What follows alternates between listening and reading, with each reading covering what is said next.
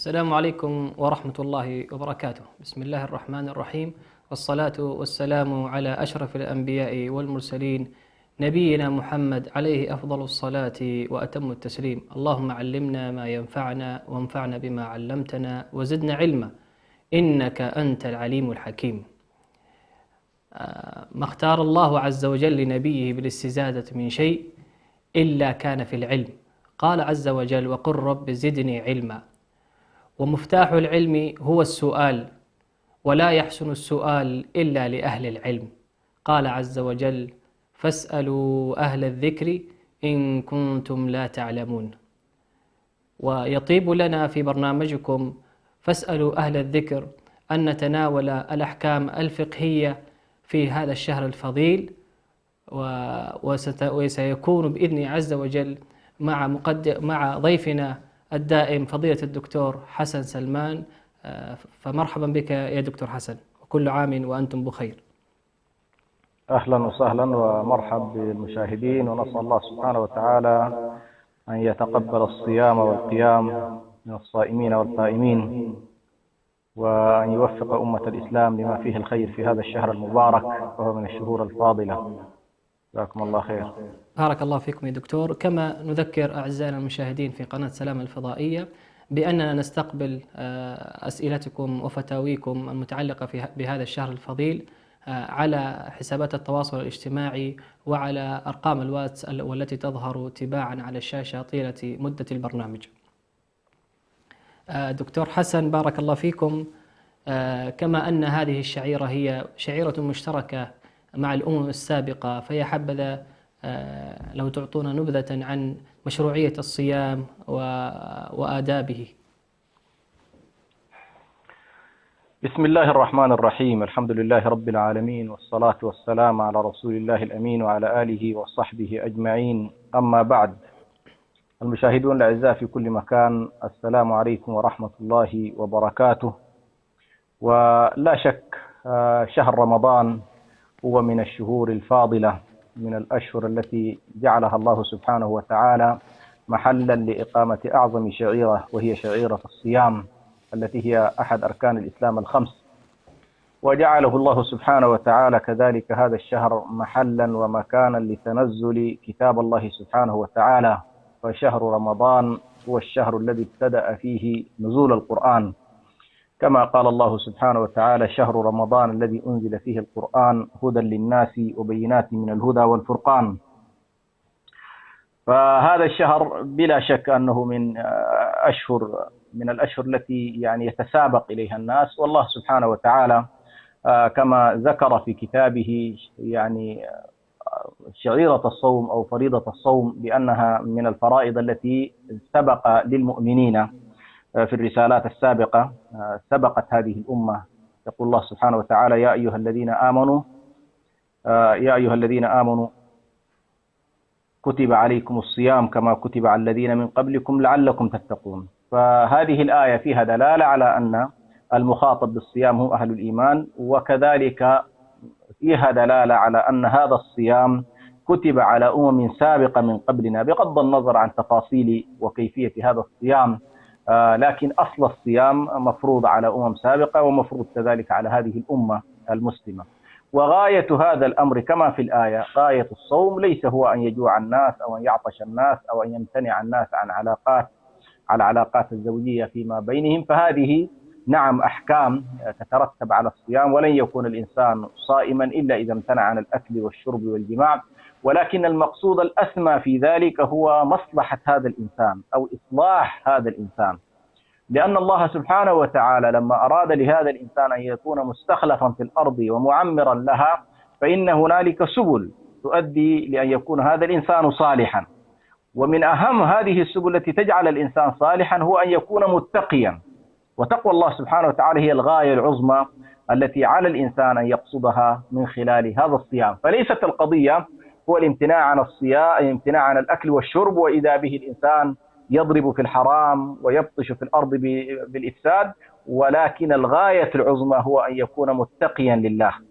وخلاصة التقوى هي معرفة الحدود وعدم تجاوزها، وكذلك التزام الحقوق وعدم تضييعها، وكذلك هي باختصار شديد جدا تجنب الشبهات وتجنب الشهوات، اتقاء الشهوات من اتقاء الشبهات بالعلم الصحيح والعلم النافع، واتقاء الشهوات من خلال إمساك هذه النفس عن هواها وعن شهواتها ورغباتها التي تخالف ما أمر الله سبحانه وتعالى به. بالتالي هذا باختصار هو موضوع الصيام، فإن الله سبحانه وتعالى شرعه للناس، شرعه للمؤمنين سابقا ولاحقا، والغاية الأساسية فيه هو أن هذا الإنسان يكون تقيا لله سبحانه وتعالى، وأن يلتزم حدوده ويلتزم شعائره ويقبل على الله سبحانه وتعالى في هذا الشهر المبارك. أحسن الله إليكم يا دكتور. نبينا نبي الهدى إمام القائمين والعاكفين والصائمين، هديه صلى الله عليه وسلم أكمل الهدي، فحبذا لو تعطينا نبذة عن هديه صلى الله عليه وسلم في الصيام. بارك الله فيك. أولا ونحن حقيقة نفكر في أن لازلنا نحن في بدايات هذا الشهر الفضيل، ولازلنا كما يقال في استقبال هذا الشهر الفضيل. لقد كان من هدي النبي صلى الله عليه وسلم وهدي صحابة رسول الله صلى الله عليه وسلم ابتداء هو موضوع الاستعداد النفسي والروحي يعني والفرح بقدوم هذا الشهر المبارك. فقد كان أصحاب النبي صلى الله عليه وسلم وكان النبي عليه الصلاة والسلام كذلك يبشر أصحابه ويستبشر عليه الصلاة والسلام بهذا الأمر العظيم، وهو إقدام أو قدوم شهر رمضان المبارك. وكان النبي صلى الله عليه وسلم يقول لأصحابه: لقد جاءكم شهر رمضان شهر مبارك كتب الله عليكم صيامه وقيامه. وهذا الشهر كان النبي صلى الله عليه وسلم يعني يجعل الصحابة رضوان الله عليهم وكأنما يقدمون على أمر مفرح، قل بفضل الله وبرحمته فبذلك فليفرحوا هو خير مما يجمعون. لقد كان أصحاب النبي صلى الله عليه وسلم وكذلك السلف رضوان الله عليهم يستبشرون بقدوم رمضان.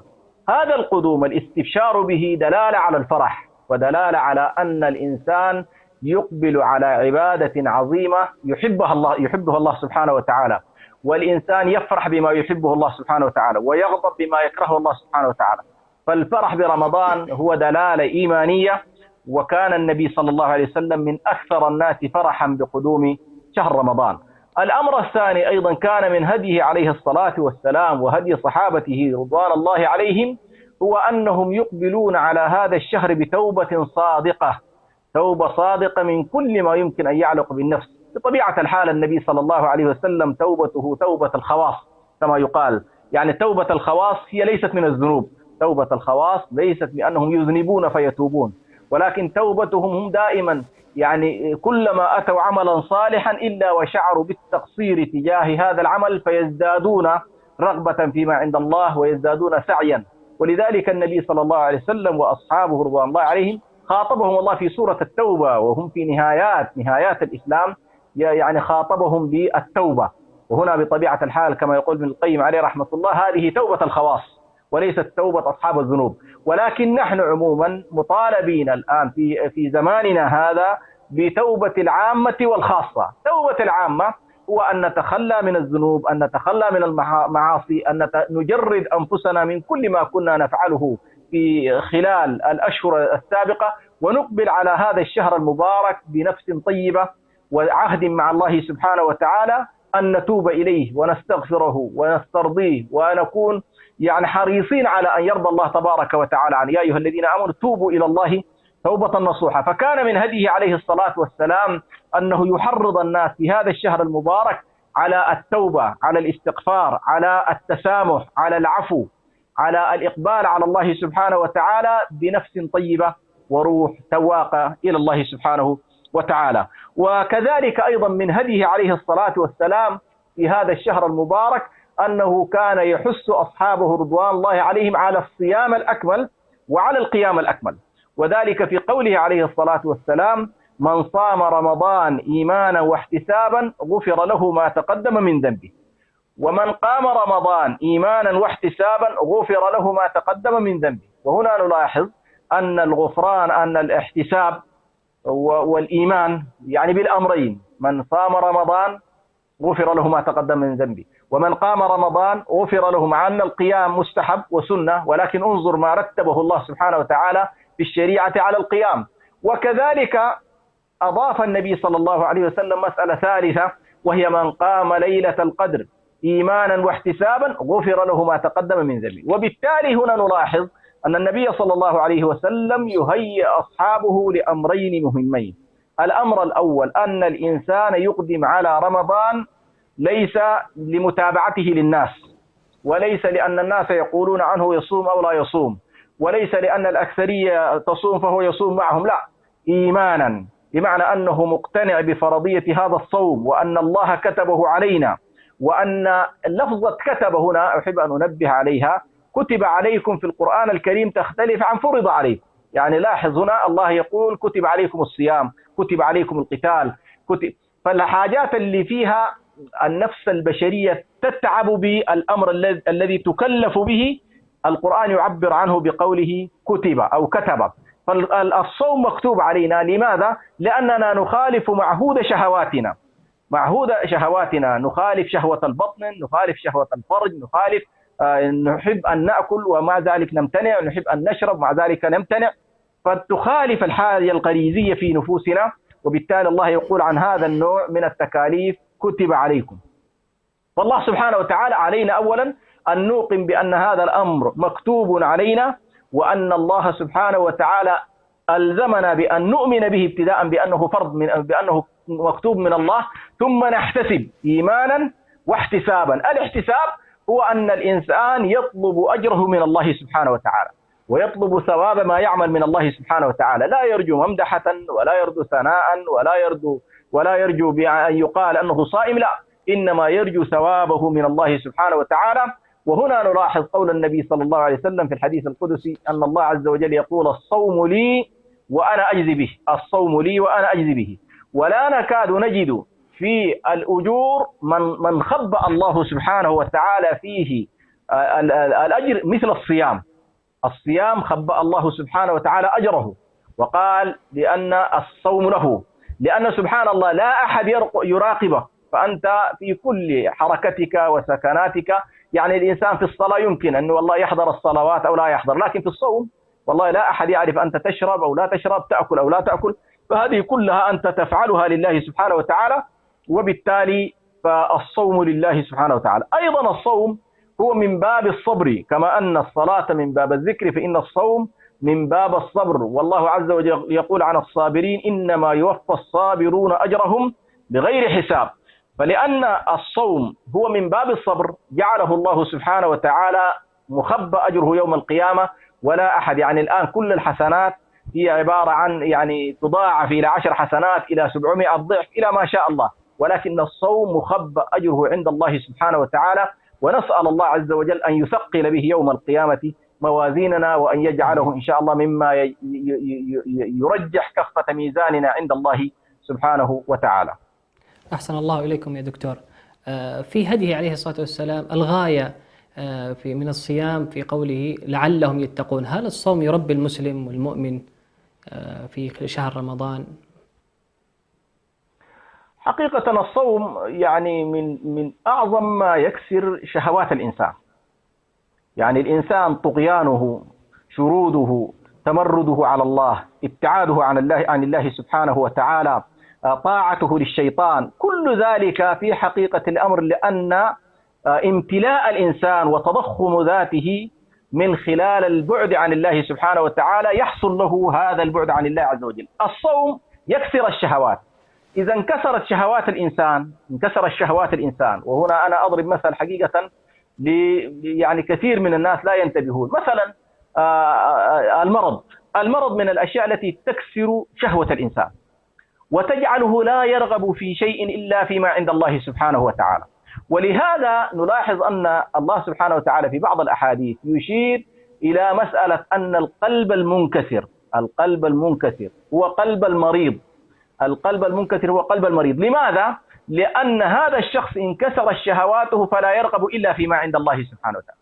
حالة الصائم هي حالة كسر الشهوات، كسر شهوة البطن من خلال الامتناع عن الأكل والشرب، كسر شهوة الجماع من خلال الامتناع عن الاتصال بزوجته، فهذه الحالات تضيق على الشيطان مجاريه، تضيق على الشيطان مجاريه، وحينها يكون الإنسان سبحان الله وقد انكسرت شهوته، فإنه يدرك بأن القطرسة والكبرياء والتمرد والطغيان لا معنى له، لا معنى له. وبالتالي الغاية الحقيقية التي يؤديها بنا الصوم هو أن نتقي الله سبحانه وتعالى. يعني في النهاية لاحظ آيات الصوم تكلمت عن جملة من المقاصد، من الآية يا أيها الذين آمنوا كتب عليكم الصيام، للآية الثانية شهر رمضان الذي أنزل فيه القرآن، بين فيه كذلك جملة من المقاصد، منها مقصد الشكر، منها مقصد اليسر، منها مقصد الرشد، منها مقصد الإيمان الاستجابة. هذه كلها من المقاصد العظيمة جدا سبحان الله التي يستفيدها الإنسان من خلال صومه. فالصوم كما تفضلت ليست فقط يعني الإنسان يعني يمتنع عن الشهوات وكذا، ولكن لأنه يقصد بهذا الامتناع وجه الله، يقصد بهذا الامتناع وجه الله سبحانه وتعالى. فهو يسأل نفسه كيف أعصي الله سبحانه وتعالى وأنا أطيعه بالصيام؟ كيف أقدم على الحلال والحرام وأنا يعني ممتنع عن الأكل والشرب الذي هو حلال؟ يعني هنا تلاحظ بأن الإنسان يكون دائما في تساؤل مع النفس، كيف أن الله منع عن الحلال، منع عن الحلال من خلال لا تشرب لا تأكل لا كذا، ومع ذلك أنت تذهب لمخالفة الله سبحانه وتعالى فيما حرمه. فالصوم حقيقة يربي الإنسان على الصبر، الصبر على طاعة الله، والصبر عن معصية الله، والصبر على البلاء والمصائب. وكذلك يربي الصوم على مراقبة الله سبحانه وتعالى كما ذكرت في البداية، إن والله ما في أحد يراقبك غير الله سبحانه وتعالى. والصبر كذلك يربي الإنسان على شكر الله، لأننا كثيرا ما نكون خلال العام لا نلتفت إلى نعم الله علينا. هذه النعم من مأكل ومشرب وغيرها لا نلتفت إليها إلا بهذا النوع من التربية. الله عز وجل يربيك 10 ساعات 12 ساعة يمنعك من الأكل والشرب ويقول لك والله عليك أن تشكر الله في النعم. أيضا الصوم من خلال أيضا الامتناع عن الأكل والشرب يجعل هذا المسلم يتربى على فكرة التكافل الاجتماعي، وتفقد الفقراء وتفقد المساكين وتفقد الأرامل والأيتام. فهو يسأل نفسه إذا كان والله أنا أتعب في 10 ساعات 12 ساعة لا أستطيع أن أكل فيها ولا أشرب فيها، كيف بالفقراء، كيف بالمساكين؟ فعلى كلنا الصوم مدرسة، الصوم مدرسة.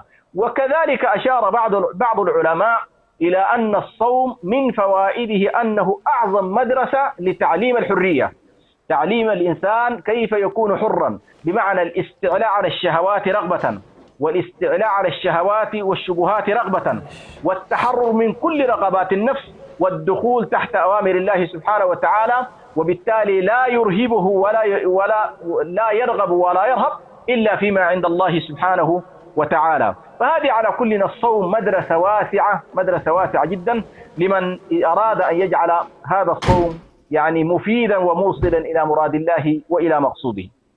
أحسن الله إليكم يا دكتور ونفع الله بكم.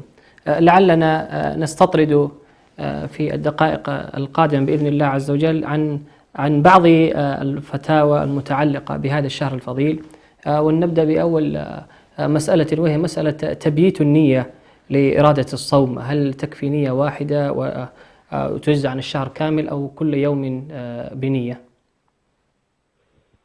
موضوع النية أولا كما قال النبي صلى الله عليه وسلم في الحديث المعروف والمشهور عن عمر بن الخطاب رضي الله عنه، رواه البخاري ورواه مسلم: إنما الأعمال بالنيات، إنما الأعمال بالنيات. ولا شك أن الإنسان لا يستطيع أو النية تميز ما بين التعبد والعادات، وتميز بين الواجب والمستحب، وبالتالي أي عمل لا بد فيه من النية، لا بد فيه من النية، وخصوصا التعبديات. فصوم رمضان مجرد أن دخل الشهر وثبت ثبوتا شرعيا فإن أول ما يجب على الإنسان هو نية هذا الصوم. والصحيح أن لا بد أو الواجب أن تبيت النية، تبيت النية. يعني شخص مثلا في اليوم الأول ما بيت الصيام وحتى أذن عليه صلاة الفجر فإن هذا صومه لا يصح، لأنه ما بيت النية في تلك الليلة الأولى. يبقى السؤال: هل والله تكفي للشهر نية واحدة أم أنه لا بد من التجديد يوميا؟ هنا طبعا السادة المالكية يرون بأن الشهر تكفيه نية واحدة ما دام ليس هنالك انقطاع. يعني ما قطعته بسفر ولا قطعته بمرض ولا حصل لك شيء، النية الأولى نفسها هي مستمرة إلى نهاية الشهر. ولكن الشافعية تحديدا يرون بأن النية لا بد أن تبيت كل يوم، ونحن عموما ننصح خروجا من هذا الخلاف بأن الإنسان لا يكلفه النية، لا تكلفه شيء، عليه أن ينوي الشهر من البداية كاملا ثم يجدد نيته كل يوم. وطبعا هنا الخلاف مبني على فكرة هل كل يوم منفصل عن اليوم الآخر، أم أن والله شهر رمضان كله عبادة واحدة تكفيه النية الأولى. يعني مثل أنا أن أدخل مثلا في صلاة الظهر الله أكبر 4 ركعات، فعدها المالكية بأن والله شهر رمضان شعيرة واحدة عبادة واحدة كله متصل ببعضه البعض، وبالتالي تكفي فيه النية الواحدة. ولكن الشافعية اعتبروا بأن التجديد لازم في كل ليلة. أحسن الله إليكم ونفع الله بكم. سائل يقول فضيلة الشيخ: ما حكم الأكل سهوا، وهل يبطل الصيام أم لا؟ أول على الإنسان عموما يعني أن ينتبه إلى نفسه وينتبه إلى صومه، ويحرص قدر الإمكان أن يكون ذاكرا وأن يكون مستحضرا لصومه. ولكن إذا حصل مع كل ذلك حصل له خطأ فأكل أو شرب ناسيا، فإن الحديث عن النبي صلى الله عليه وسلم إن من أكل أو شرب ناسيا فقد أطعمه الله وسقاه فليتم يومه، فليس هنالك إن شاء الله حرج في هذا الموضوع. وهذا من باب التيسير ومن باب يعني قول الله تبارك وتعالى في أواخر سورة البقرة: ربنا لا تؤاخذنا إن نسينا أو أخطأنا، ربنا لا تؤاخذنا إن نسينا أو أخطأنا قال الله فعلت. فالنبي صلى الله عليه وسلم يثبت بأن هذا النوع من العمل وأن الإنسان ينسى فيأكل لقمة أو يشرب كوب ماء، فإنه هذا مما وهبه الله سبحانه وتعالى للإنسان فلا حرج عليه. طيب الذي يأكل هل يذكر؟ الذي يأكل أو يشرب ناسيا هل يذكر؟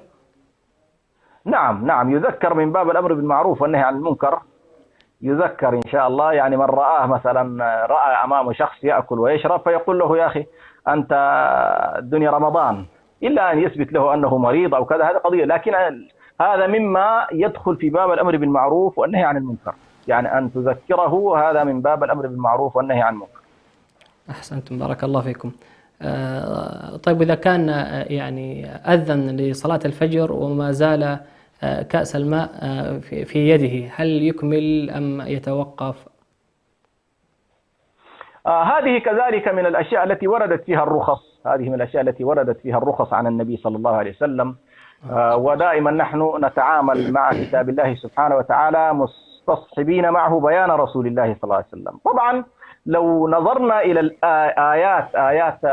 آيات البقرة التي فيها: وكلوا واشربوا حتى يتبين لكم الخيط الأبيض من الخيط الأسود من الفجر، فيها تلك حدود الله فلا تقربوها، تلك حدود الله فلا تقربوها. لولا بيان النبي صلى الله عليه وسلم لقلنا بأن الحدود دائما القرآن يستخدم فيها مصطلحين: لا تقربوها ولا تعتدوها. يعني عندنا حد يقول لك لا تقربه، وعندنا حد يقول لك إيه؟ لا تعتديه. لا تعتديه معناها تقف عنده، لاحظت؟ تقف عنده. فأنا حقيقة قبل أن أقف على بعض الأحاديث عن النبي صلى الله عليه وسلم كنت أنظر إلى أن هذه الآية ولا تقربوها معناها يجب أن تقف قبل الأذان ب5 دقائق 3 دقائق. لماذا؟ لأن الله قال لا تقربوها. ولكن هنا حالة خاصة عن النبي صلى الله عليه وسلم، وهو يقول فيها النبي صلى الله عليه وسلم: إذا أخذ أحدكم الكوب، يعني أخذ الكوب وقبل أن يمده إلى فيه أذن عليه الآذان. فالنبي صلى الله عليه وسلم رخص في هذه الحالة تحديدا، في هذه الحالة أن الإنسان يقضي حاجته من الشيء الذي رفعه إلى فيه. ولكن أنا عموما لا أتوسع في هذا الموضوع. يعني مثلا هذا الذي حمل الكوب إلى فيه نقول له: والله عندك الرخصة من النبي صلى الله عليه وسلم. لكن شخص جالس والآذان أذن وهو ما شاء الله ماشي الآن عشان يشيل الكوب ويفتح الثلاجة، أنا نقول له: لا، ليست بهذه البساطة. يعني كأنما أراعي في الحالة النفسية للشخص الذي حمل كوبه، فالنبي صلى الله عليه وسلم رخص له. لكن الشخص اللي ما كان والله مستعد ولا حمل كوبه وأذن عليه الآذان عليه أن يمتنع، والله أعلم. بارك الله فيكم وأحسن الله إليكم. ولعلنا نأخذ فاصل. أعزائي المشاهدين، فاصل ثم نواصل.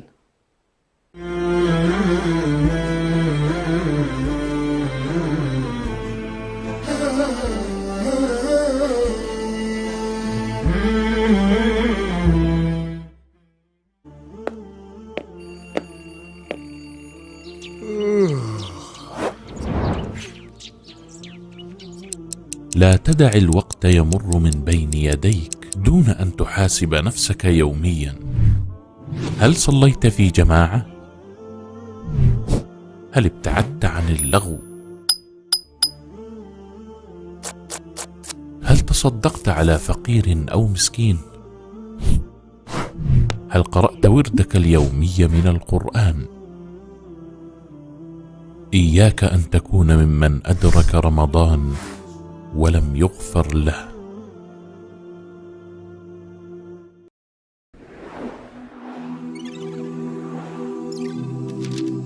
رمضان شهر القرآن، فاستمتع أنت وأسرتك ببركات القرآن في شهر رمضان، ولا تتوقف عند التلاوة فحسب، بل تعرف على معاني الكلمات وتفسير الآيات بشكل مبسط. ويا حبذا لو استطعت أن تتدبر في كلام الله وتنزل الآيات على حالك، ثم احرص على التطبيق العملي لتعاليم القرآن في حياتك اليومية. اجعل لك وردا يوميا من القرآن في رمضان، ولا تهجر كتاب الله بعد رمضان تلاوة وفهما وعملا بما فيه.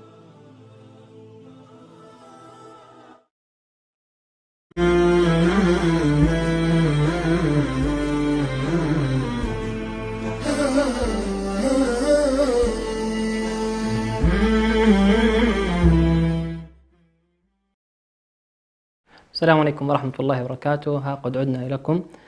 كما نذكر السادة مشاهدين قناة سلام بأننا نستقبل أسئلتكم وفتاوي والأسئلة واستفهاماتكم على الأرقام التي تظهر على الشاشة طيلة مدة البرنامج، كما نستقبلها كذلك على حسابات التواصل الاجتماعي. أحسن الله إليكم الدكتور حسن. يا حبذا لو نعرج على حكم دخول الماء إلى الجوف عند الوضوء واستنشاق الوضوء، هل يبطل الصوم ويفسده؟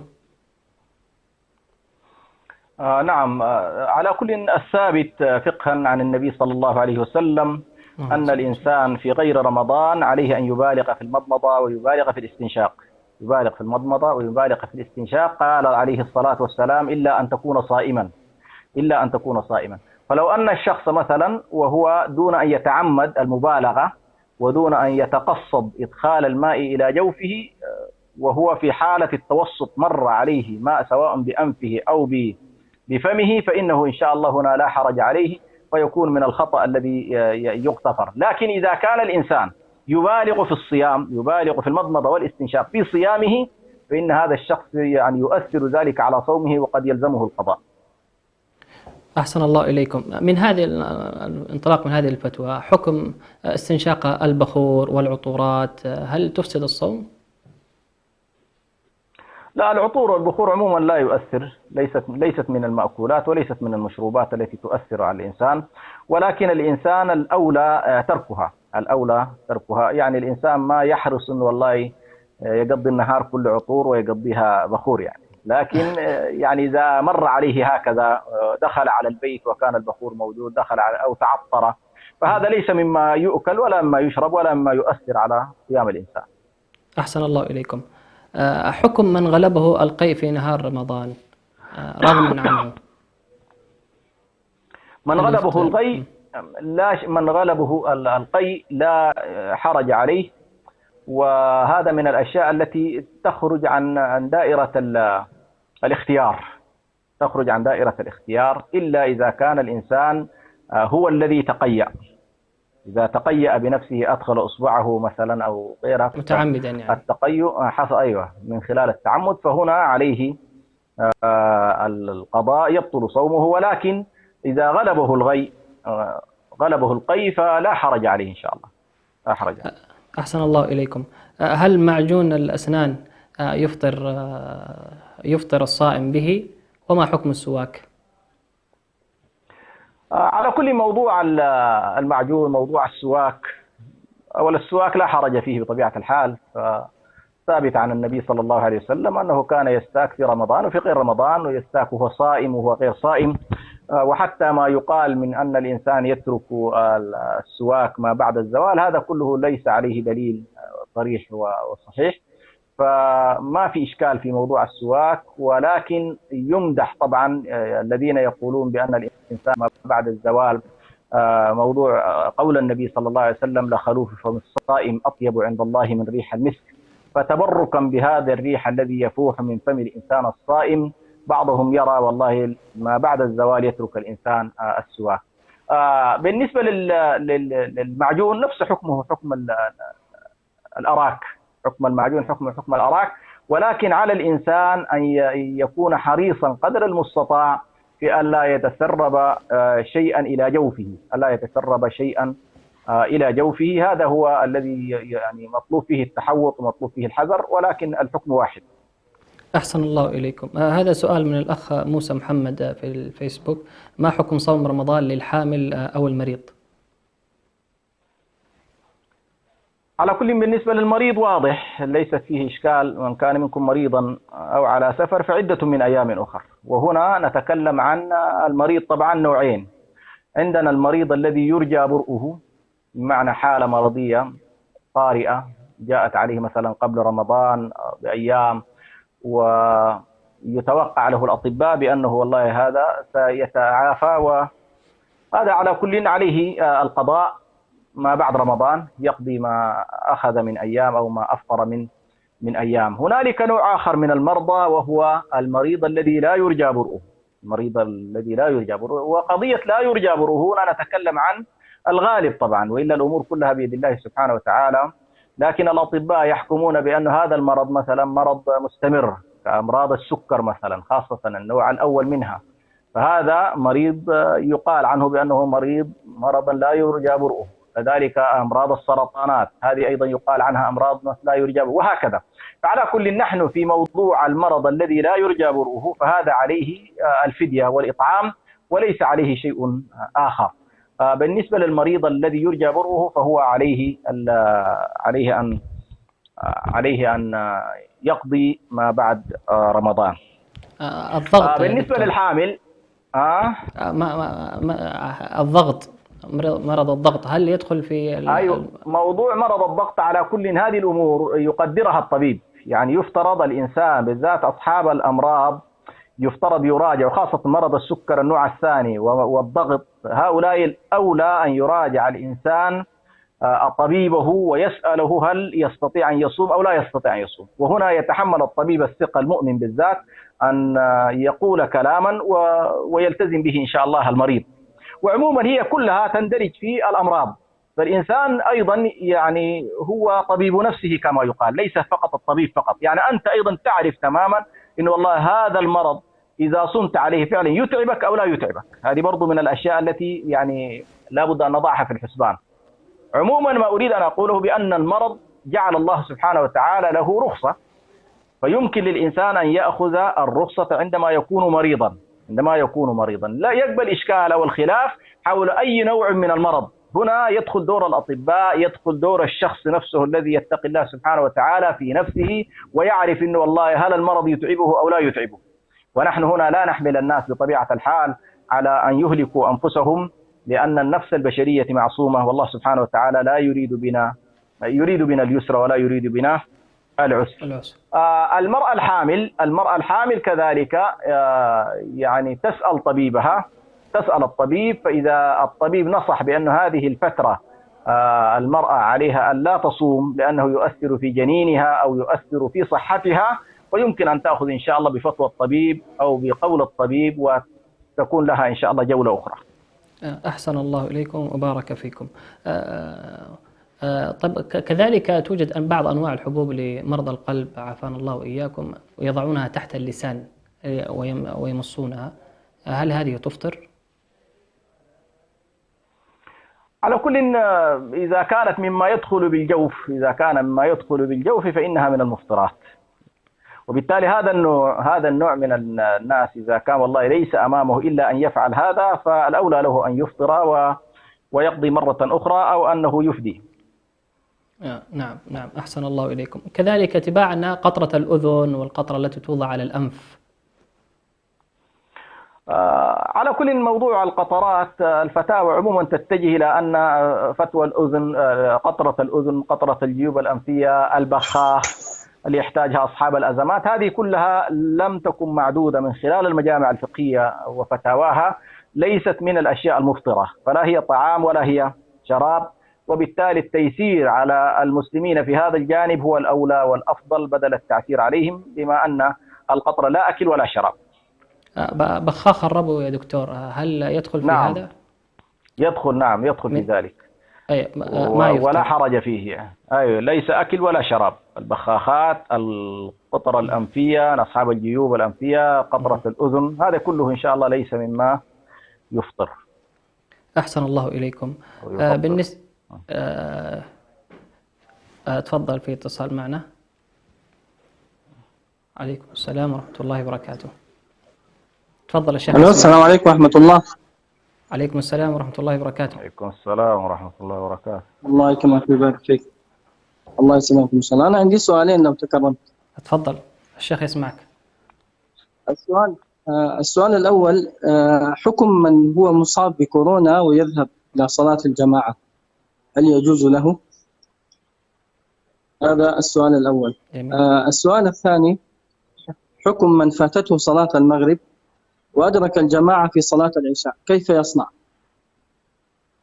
الله يكرمكم ويبارك فيكم إن شاء الله. بارك الله فيك، أحسن الله إليك. السؤال الأول يا دكتور حسن. نعم. حكم من هو مصاب بمرض كورونا عافانا الله وإياكم منه ويذهب إلى الصلاة. أولا نسأل الله سبحانه وتعالى أن يشفي مرضى أصحاب الكورونا جميعا، وأن يعافي المسلمين، وأن يرفع هذا البلاء الذي عم عموم البلاد والعباد وعطل الشعائر، ونسأل الله سبحانه وتعالى أن يرفع عن كل مصاب ابتلي بهذا الأمر. لكن على كل أن يذهب الإنسان وهو يدرك أو يعرف نفسه أنه مصاب بالكورونا ومع ذلك يذهب إلى الصلاة، فهذا يعني ليس صحيحا، بل قد يصل بالإنسان إلى مرتبة أن يكون آثما، لأن النبي صلى الله عليه وسلم نهى أن يدخل مريضا على مصح أو مصحا على مريض في هذه الأوبئة بالذات، يعني الأوبئة العامة والإصابات الجائحات الكبرى. الصحيح فيها الحجر على الإنسان المريض حفاظا على بقية المسلمين. ونحن حقيقة في مثل هذا المقام إن شاء الله نذكر أنفسنا ونذكر بقية المسلمين بأن الإنسان عليه أن يضع أمامه ونصب عينيه بأن والله هذا التساهل الذي ربما يذهب به الإنسان، يذهب يحمل الجرثومة ويذهب وتنتقل منه، قد تؤدي إلى وفاة شخص أو تعطيل شخص أو تعطيل أسرة أو تعطيل حياة ناس. هذه كلها على كل من القضايا اللي حقيقة نحن ننبه إليها، والتساهل فيها مشكلة كبيرة جدا، ليس من الأمر الهين. يعني الإنسان عليه أن يدرك بأن هذه الأوبئة العامة على الإنسان أن يحجر فيها نفسه وأن لا يتساهل فيها. وللأسف الشديد بعض الناس له فهم خاطئ في منطق الأسباب والمسببات، وهذه لأن الله سبحانه وتعالى ربط السنن الكونية كلها مربوطة بالأسباب والمسببات. فهو صحيح ليس هنالك شيء يحصل إلا بقدر الله عز وجل وبأمر الله عز وجل، ولكن الله عز وجل يقول لك والله يا أخي الأمراض تنتقل ويحصل انتقال من شخص مريض إلى شخص صحيح، وبالتالي على الإنسان أن يفر من قدر الله إلى قدر الله، كما قال الشيخ عبد القادر الجيلاني يقول: الناس إذا أقدموا على باب القدر توقفوا إلا أنا، فإنه فتحت لي فيه روزنة فصرت أنازع أقدار الله بأقدار الله. المنازعة لأقدار الله بأقدار الله أن الإنسان يفر من السقم إلى الصحة، ومن المطر إلى الاحتماء عنها، ومن البرد إلى الاستدفاء، ومن الجوع إلى الأكل، ومن العطش إلى الشرب. هذه كلها نحن لا أحد يفر من أقدار الله، ولكن أمرك الله أن تفر من قدر إلى قدر. هذا هو المقصود. جزاكم الله خير.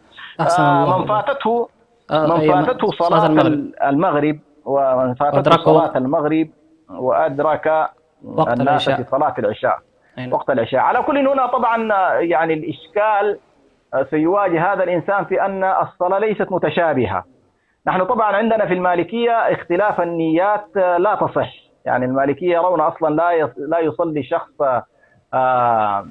صلاة، يعني شخص نافلة مع فرض أو يعني مغرب مع عشاء، وبالتالي يأمرونه بأن يصلي المغرب ويصلي بعدها العشاء. لكن الحنابلة عموما يرون بأن الإنسان لا حرج أن يدخل معهم بنية المغرب ويصلي، ويمكن إذا كان هم والله ذهبوا إلى الرابعة هو يجلس وينتظر ويسلم معهم بعد ذلك.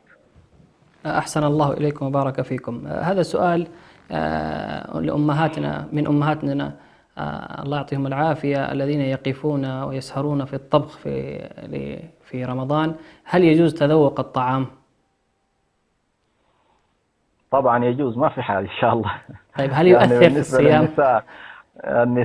النساء طبعا فعلا سبحان الله من القضايا اللي تحتاجها المرأة المسلمة هي أنها نهارها كله داخلة من العصر ما شاء الله داخلة على المطبخ، ولا بد أن تتأكد لأنه برضو الرجال ما شاء الله عليهم ما يسامحوا، يعني لو زادت الملح ولا زادت الشطة يعني ما بتكون المسألة محمودة. فعموما إن شاء الله بالنسبة للنساء ما دام أنها تتذوق ولا تبلع فلا حرج عليها، تتذوق ثم تدفل، تتذوق تعرف إنه والله نسبة الملح نسبة الشطة، تريد أن تعرف مذاق الطعام، لكنها بشرط ألا يدخل شيئا من ذلك إلى جوفها، إلى جوفها إن شاء الله.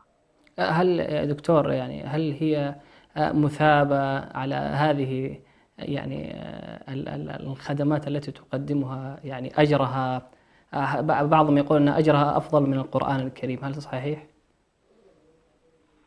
هو سبحان الله كل إنسان يعني على ثغر من ثغور العمل وهذا واجبه، فإنه في اللحظة التي يؤدي فيها واجب هو على ثغر عظيم. يعني قد تكون بالنسبة لتلاوة القرآن في حقها في هذه اللحظة مستحبة، ولكن قيامها على حق زوجها وحق أبنائها وحق ضيوفها واجب، فتقديمها للواجب هنا قد يكون أولى من تلاوتها للقرآن المستحب. وبالتالي هنا أنا أنبه حقيقة كثير من الناس للأسف الشديد يحصل له خلط كبير جدا في موضوع الأعمال، في موضوع الأعمال. فبعض الناس يكون ما شاء الله الواجب في وظيفته بأن يكون والله يأتي مبكرا في وظيفته ويؤديها على أحسن وجه ولا يعطل الصائمين ولا يعطلهم في أعمالهم. يعني بعض الناس تلقاه يمشي إلى موقع العمل ويتكاسل ولا يؤدي إلى واجبه بشكل صحيح، ثم يجعل الناس الصائمين يأتوا يوم أو يومين أو ثلاث يتكررون عليه، هذا بلا شك آثم، وقد يكون والعياذ بالله صومه نفسه في خطر. فأنا أقول الموظف في وظيفته، المعلم في تعليمه، المرأة في خدمة بيتها، المربي في تربية الأولاد، السائق الذي لا يعطل الناس بحيث والله لا يتوقفون، وهذه للأسف الشديد كثيرا ما نراها في البلدان الأفريقية، أصحاب البصات والمواصلات تجد الصائمين يقفون في المحطات الكبيرة وهم ينتظرون أصحاب الحافلات، وتجد كل واحد فيهم دخل إلى الاستظلال. هذه كلها قضايا حقيقة مما ينبغي التنبيه عليه، وأن الإنسان إذا وكل إليه واجب فإن قيامه بهذا الواجب من أعظم ما يقوم به. يعني الجندي في حراسته على الرباط هو بلا شك يؤدي وظيفة كبيرة جدا حتى لو أنه لم يكن يقرأ القرآن، لكن هو يؤدي في هذه اللحظة وهو صائم يؤدي وظيفة شرعية واجبة في حقه. فالخلاصة الدار أقولها كل شخص وجب في حقه أمر ما يقدم هذا الواجب على غيره من الأمور المستحبة، حتى لو كان في نظرنا أجرها عظيم، ولكن الواجب هنا مقدم على بقية النوافل. أحسن الله إليكم وبارك فيكم. هذا سؤال من الفيس من ود علي، هل يجوز المسح على الجوربين؟ طبعا هنالك شروط في موضوع الجوربين. أنا أحب أن أؤكد بأن طبعا المشهور في المذاهب الأربعة التشدد في موضوع الجوارب، يعني محل إجماع واتفاق موضوع الخف، يعني المذاهب الأربعة متفقة أن الخف لا حرج فيه، والخف طبعا هو ما كان من الجلد أو كذا. يعني بالنسبة للجوارب ثبت كذلك عن أصحاب النبي صلى الله عليه وسلم، يمكن أكثر من 12 من أصحاب النبي صلى الله عليه وسلم، وعلى رأسهم علي بن أبي طالب وآخرين مقداد وغيرهم.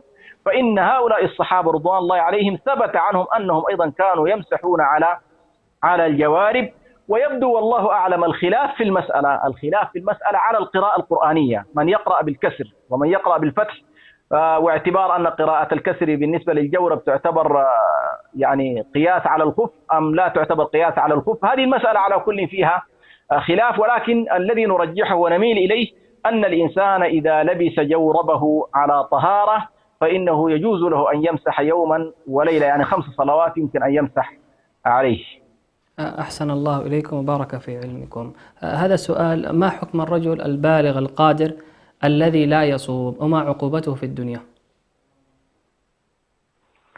على كل نسأل الله سبحانه وتعالى يعني أن يهدينا ويهدي شباب المسلمين ورجال المسلمين ونساء المسلمين على يعني أن يطيعوا الله سبحانه وتعالى في أوامره وأن يجتنبوا نواهيه. أحب أن أنبه حقيقة الإخوة والأخوات، موضوع الصوم هنالك من يرى أن الصوم والصلاة مما يدخلان في مسمى الإيمان. يعني من لا يصوم حتى لو لم يكن مستحلا. يعني مثلا سفيان بن عيينة يرى أن تارك الصيام ولو لم يكن مستحلا كافر. السبب في ذلك هو يرى سفيان بن عيينة ومعه مجموعة من العلماء بأن تعريف الإيمان هو ما وقر في القلب وصدقه العمل، أو هو الإقرار بالقلب والنطق باللسان والعمل بالأركان. فالعمل بالأركان منهم من قال الأركان الأربعة مع لا إله إلا الله، الأركان الأربعة تدخل في مسمى الإيمان، ومن ترك واحدة منها فهو كافر. ومنهم من ضيق المساحة واعتبر أن من ترك الصلاة يكفر وبقية الأشياء لا يكفر. فيكفي الشيء شاهد، يكفي أن المسألة فيها خلاف حول إنه والله إسلامك نفسه، هل والله أنت مسلم أو غير مسلم. يعني يكفي أن يختلف حولك العلماء ويعتبرونك والله هل أنت مسلم ولا ما مسلم. أنا ما داير الآن أمشي في إنه والله هل هذا الذي يعني ترك الصيام عمدا يكفر أو لا يكفر. أنا لا أقول بتكفيره، ولكن ارتكب جرما عظيما وإثما كبيرا وأتى بابا من الإثم عظيم. وحتى من العلماء من يرى أن مثل هذا لا يلزمه القضاء لأنه ما عنده حل إلا التوبة، يعني لعظم جرمه وعظم إثمه حتى الكفارة ما بتعالج مشكلته يعني. وبالتالي هنا نحن إن شاء الله نحذر الناس من ترك الصيام والتساهل فيه أو يعني عدم المبالاة بهذا الجانب. وللأسف الشديد طبعا هذا الأمر منتشر في كثير من بلاد المسلمين، أو أحيانا يكون الإنسان يعيش في بلاد غير إسلامية فيتساهل نتيجة أنه والله ليس في وسط إسلامي يشجعه على هذا الأمر. فنحن عموما نحض الناس على أن الإنسان عليه أن يصوم وعليه أن يصلي وعليه أن يزكي إن كان قادرا وعليه أن يحج. هذه الأركان ال5 إن شاء الله هي مما يدخل في أصول الإسلام وأركان الإسلام الأساسية، فمن فرط فيها فقد فرط في ركن عظيم. أحسن الله إليكم وبارك في علمكم. كما نعلمكم بقوله عز وجل: يا أيها الذين آمنوا كتب عليكم الصيام كما كتب على الذين من قبلكم لعلكم تتقون. جزا الله خيرا الدكتور حسن سلمان على هذا السرد الطيب بالحكمة من مشروعية الصيام وفضله وتبيين أحكامه وآدابه وغاياته. أسأل الله عز وجل أن يوفق الجميع إلى ما يحبه ويرضاه. كما نشكر مشاهدينا على حسن المتابعة، ونذكركم بإرسال أسئلتكم واستفساراتكم على وسائل التواصل الاجتماعي لقناة سلام الفضائية أو عن طريق رقم الواتس والذي يظهر تباعا على الشاشة طيلة مدة البرنامج. نترككم في رعاية الله وحفظه، ودمتم في حفظ الله ورعايته، والسلام عليكم ورحمة الله وبركاته.